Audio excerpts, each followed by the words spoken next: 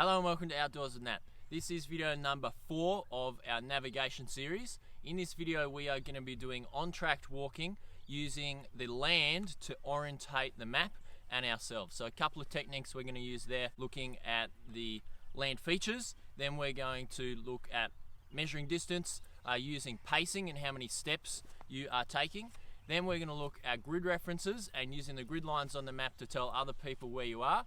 We're also going to look at catching features and handrails and using land features to help us stay on course for this series. In our next video, we're going to start expanding on using a compass for our navigation. Here we have our intersection, and I'm going to find where I have an intersection that looks like this on my map. And by knowing roughly where I am and finding the pattern of this intersection on the map, I can work out the direction where I'm going. And on my map now, you can see the road heading off to the left direction and the road heading off to the right. And by using the locations of the roads and their directionality, if I already know roughly where I am, I can then locate myself precisely where I am on the map and then use that to work out which direction I need to go. The second technique I can use here is to look at the landscape and look at the features of the landscape to work out what direction I want to go. So the first thing we can look at here is the road on the right hand side is contouring along the same elevation as the contour line, so it's not crossing over contour lines, whereas the road on the left is crossing contour lines, and that's indicating that it's going uphill. Behind, I can see that I have a small depression for the creek line, and I can use this creek line along with the uphill slope, that's where the road directions are going, to help identify which path I need to take. So do I want to follow along the same elevation and follow the road that's not going up or down the contour lines or crossing contour lines, or do I need to take the road to the left, which is heading up the hill and is crossing the contour lines? This technique of using the landscape can help you orientate where you are and work out what direction you need to go.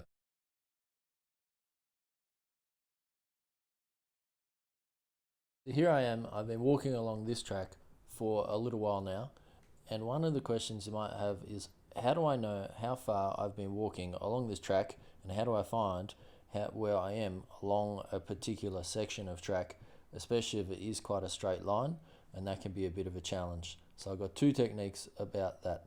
So again, the first one is to orientate yourself using the landscape, and the landscape never changes, whereas tracks alter and change over time depending on use and management. The track is heading just gently downhill along the side of this hill there, and then I have the creek line down below me, and so I'm going to use these features, the hill and the fact that the road is heading down the hill just ever so slightly, and the proximity to the creek just there, to pinpoint my position on the map as being where I am right now. And so this process of using the landscape and the features in the landscape that are relative to your location is a really good way of keeping track of where you are when you're walking along a track surface, because as I mentioned, the land doesn't change, and so that's going to be a really reliable source for identifying where you are. A track might be marked on a map as a slightly wrong or a different location, or where it once was before in previous versions, and so here we have a really good technique to know exactly where you are using the landscape as the guidance.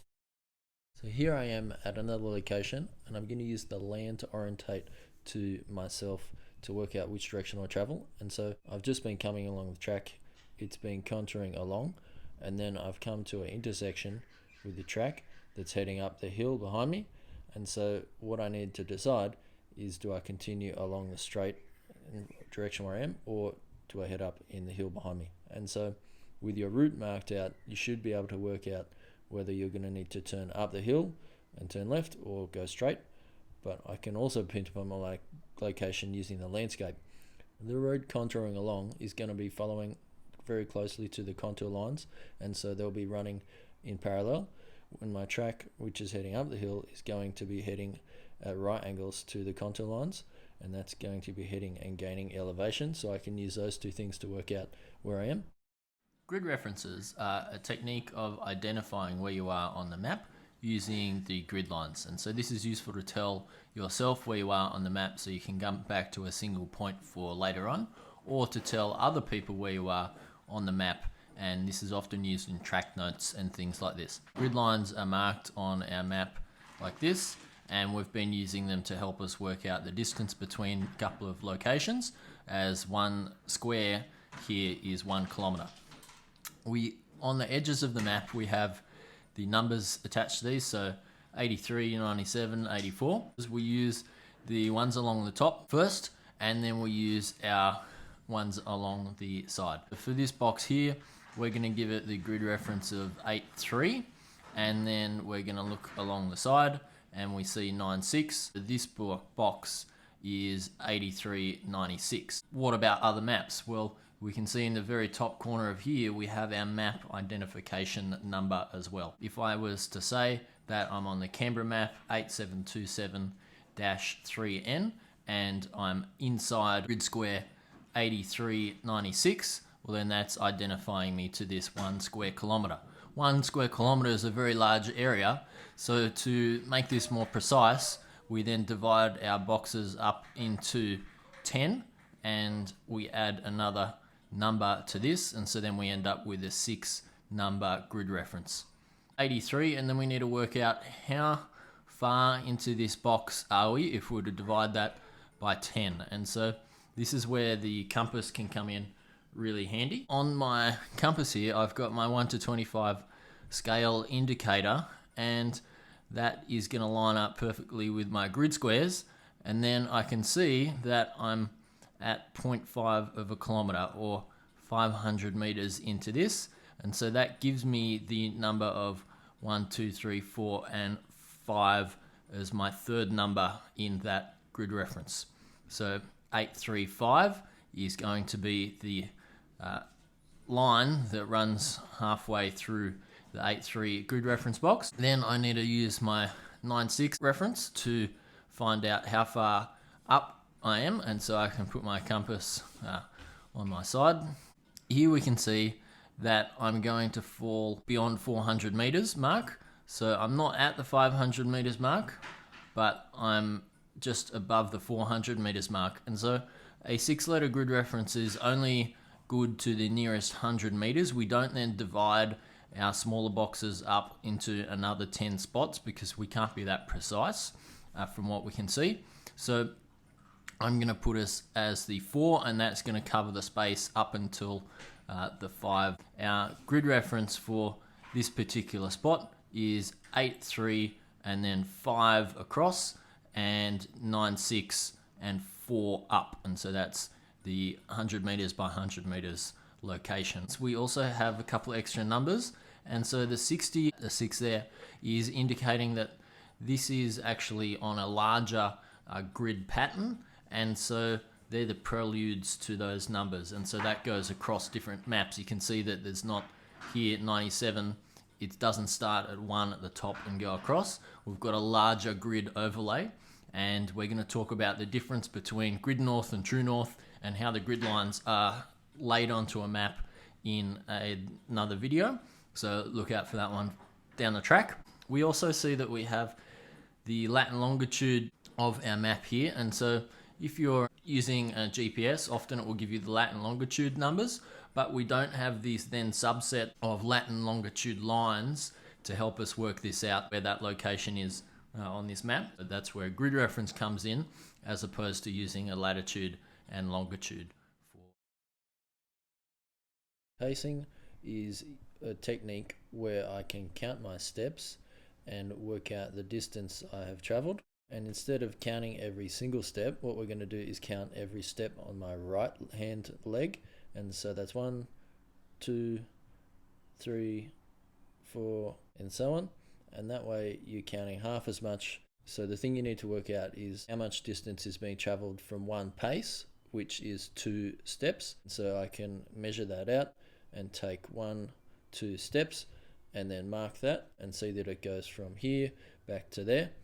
And so the question is, how far is that distance? So for me, 1 pace or 2 steps is 1.2 meters. After taking 100 paces or 200 steps, I have traveled 120 meters. If I want to know how many paces I need to take for 100 meters, I needed to divide that into itself, and so I'll end up with about 86 as my 100 meters or counts of pace. And so this is going to change depending on the terrain and whether you're going up or downhill, and so it is just a rough idea and giving a understanding of how far you're traveling. And this can be really useful when you're needing to do tight navigation and know your travel distance to a very precise manner. Another technique of measuring the distance that you're walking is to use Nainsmiths rule. Nainsmiths rule is the distance that you're traveling divided by the speed which you're walking at. And so for most people, we find that they're walking at about 4 kilometers per hour, which means it takes about 15 minutes for you to cover 1 kilometer. The other part of this is that if you're on a rough track or you're carrying a heavy load or you're going up and downhill, then you need to add or subtract time for those variations. For up and down hills, 10 minutes is added for every 100 meters that is gained or lost in elevation. Catching features are features which are going to help you know if you've gone too far or if you've gone far enough. And so here we've just come into contact with the urban fringe, and this is where our houses are starting, and that's a really well defined catching feature on the map. And so now I know this is the location where I'm up to. Another way that we can use a catching feature is to use it as a handrail. And so here, if I was to walk parallel with the houses, then this is going to keep me in a known position relative to a really defined feature. And so we could work with roads, with houses. It also works with creek lines, ridges, and series of hills. One good question that comes up is, what if I had another track which was about to leave, and that was the one that I wanted to use, but they were only 300 or 400 meters apart, and the landscape is very similar. So to figure out which one is correct, I'm going to use what's called a catching feature. This is going to be an identifiable feature in the landscape, which when I see, I know that I've gone too far beyond the track that I want to take. And so I'll walk up over the hill and I'll point out one of the catching features which I've identified for this section. So here I have a very small gully heading up behind me, and so I'm going to take note of that in my travels along to check my catching features and help identify where I am. I'm just going to continue up behind the hill here. Just walked that 300 meters, and you can see now behind me that I have a small noticeable creek line in behind me there, and that creek line is running down the hill here. And so I can confirm on my map that now I've hit this point of defined creek line. My previous little creek line was the implied feature that I thought was on the map, and then the track which was just before that, implied creek line, was in fact the track that I thought it was. And so by using these catching features, such as the really recognizable creek line, road or hill or ridge line, any of these really noticeable features on the map, then we're going to be confirm our location for what is going on. In this area, I can use the really defined feature of the urban landscape on the right hand side and the open country on the left hand side to give me directionality as to where I want to go. And so just by keeping those features in their respective locations as they are on the map, then I know I'm traveling in a particular direction, and I can use that directionality to help me make decisions about what track or direction that I want to take and move about the landscape in. Your task for this video is to go on a walk in your local area and orientate yourself for the walk using the land. So stopping along the way, working out where you are using the land features that are around you, and then orientating yourself on the map and finding your position for that location. So in this video we covered grid references and how to use the landscape to orientate oneself and find some direction. In the next video we're going to look at using the compass to orientate oneself and the map, and then provide direction using the compass. And so check that out over there. Thanks for watching Outdoors and That, and have a great outdoor adventure.